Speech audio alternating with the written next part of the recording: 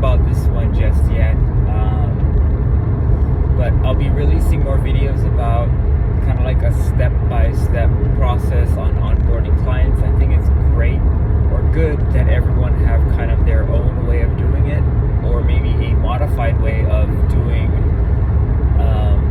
I guess, kind of like your industry standard, kind of hitting the major parts of kind of data gathering, fact finding, needs analysis, kind of a, I guess, process.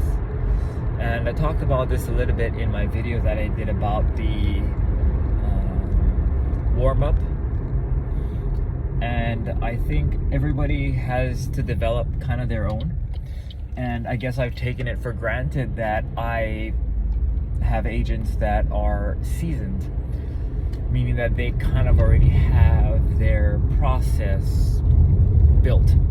So it makes no sense for me to have trainings on what to do.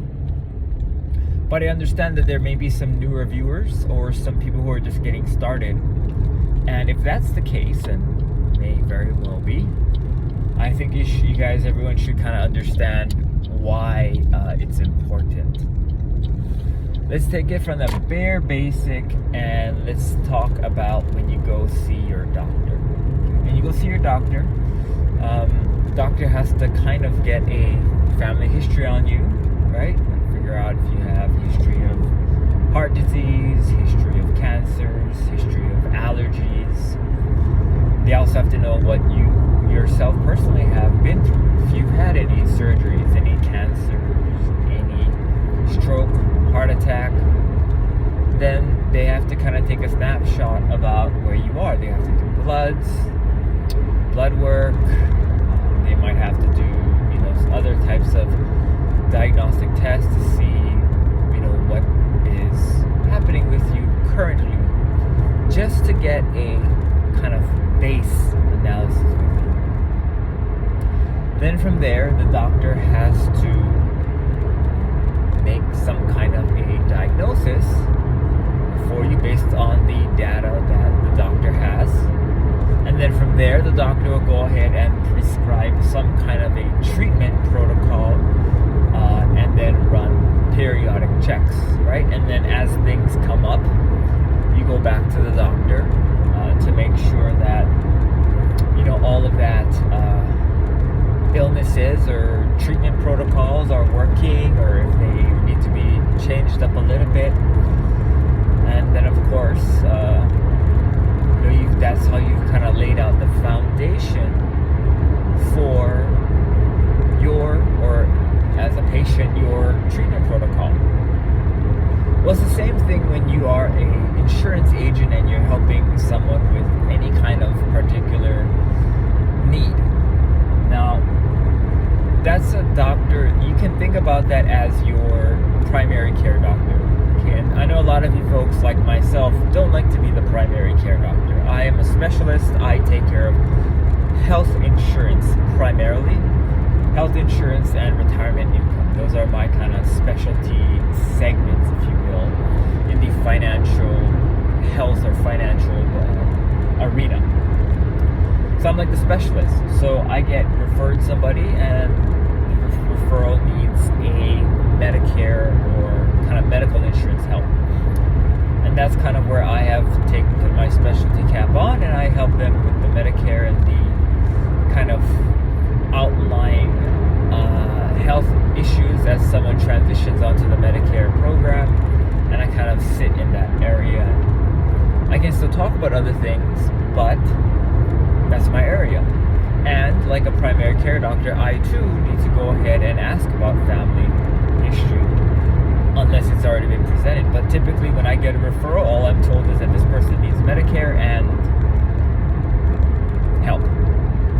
So I too have to go through that entire process of getting to know my client, getting to know their needs, and then making my diagnosis and then prescribing some kind of a plan, treatment protocol, right? So that process, while is a little bit different from a doctor, a specialist, is still a process that has to be done in order to do what we need to do to help our clients. A lot of times that process can seem very jumbled, and also, especially if you come from selling Medicare Advantage the traditional way, which is through seminars, there actually is no real needs analysis. It's pretty much where it is assumed or understood by, I guess, some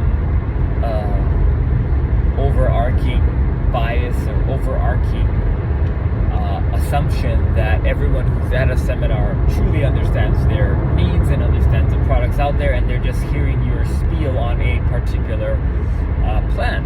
And if they want to sign up, sign here. Now, if you come from that side of the house, then you'll be surprised that there's a lot more that you can do. And you too can be a specialist in Medicare when you go ahead and help individuals and get these referrals. So for Medicare Specialist, you're doing that same thing. You're figuring out what their needs are, where they currently are, what they currently have, what their current concerns are, and as things come up, you can make certain adjustments. Now, it's not going to be as acute as a physician or as an emergency room, but we can make some changes as things do change in the industry and with the individual client's needs. But that's what you can do, and it needs to be repeatable, your process. And the reason why it needs to be repeatable is because you have to do it more than once. You have to do it for each and every single one of your clients. And it's going to seem like a lot, especially if you come from the world of just presenting a plan and then seeing if they like it, right?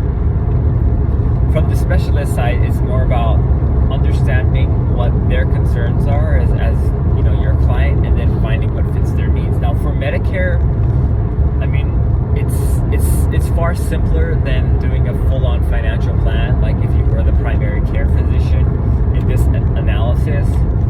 If you are a specialist, I mean, I don't know enough about medicine to make a fair comparison to any particular specialty, but you can think about it this way. In the world of Medicare, as a Medicare specialist, the first kind of diagnosis you're going to make is whether or not your client is a Medicare Advantage person or a Medicare Supplement person. Then from there, you break it off into the different types of Medicare Advantage plans, and then the different types of Medicare Supplement plans, and then the drug plan.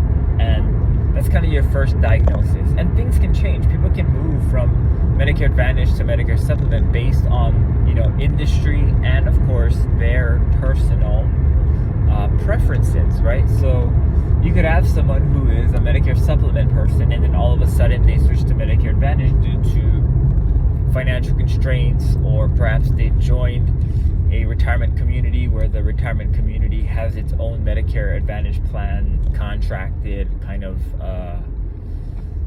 hospital system that's inside the community. That's pretty prominent in Florida. Or you can have someone who's on Medicare Advantage and found out that they're moving to a different state, and that state has networks are not that easily found, and they need to switch to something that's more flexible, even though it costs more. It might just mean that their care is they're getting their care a little bit differently, and they have to spend a little bit more. But these are things that can be addressed at multiple different times and should be addressed as needed. And I think a lot of people just don't have that type of capacity or the know-how that we can make these really important changes to our clients' kind of circumstances. And that's okay. We can learn these things. And we will be learning these things as as more content comes out. But that's all for today's video. We'll see you in the next one.